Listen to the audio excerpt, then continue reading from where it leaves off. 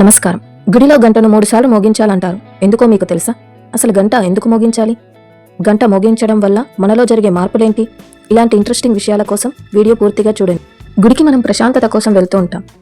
మనలోని అశాంతిని దూరం చేసి కాసేపు మన మనస్సుని, మైండ్ని ప్రశాంతంగా ఉంచడానికి మనం దైవ దర్శనానికి వెళ్తూ ఉంటాం. అశాంతి అనేది 3 విధాలుగా ఉంటుంది. ఒకటి ఆది భౌతికం, అంటే జీవులకు సంబంధించింది.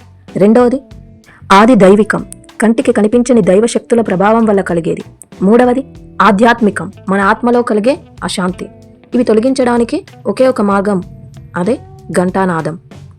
మొదటిసారి మనం గంట మోగించినప్పుడు దేహశాంతి ఏర్పడుతుంది. రెండవసారి మానసిక శాంతి, మూడవసారి ఆత్మశాంతి కలుగుతాయి.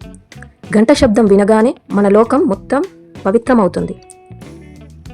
ఈ 3 రకాల అశాంతులను దూరం చేసుకుని పూర్ణ శాంతిని పొందాలంటే అది గుడిలో ఘంటానాదం వల్లే సాధ్యమవుతుంది. ఇంట్లో పూజ మందిరంలోనూ గంటను మోగించడం వల్ల ప్రయోజనం ఉంటుంది. గంటను 3 సార్లు మోగించాలి. Please like and subscribe.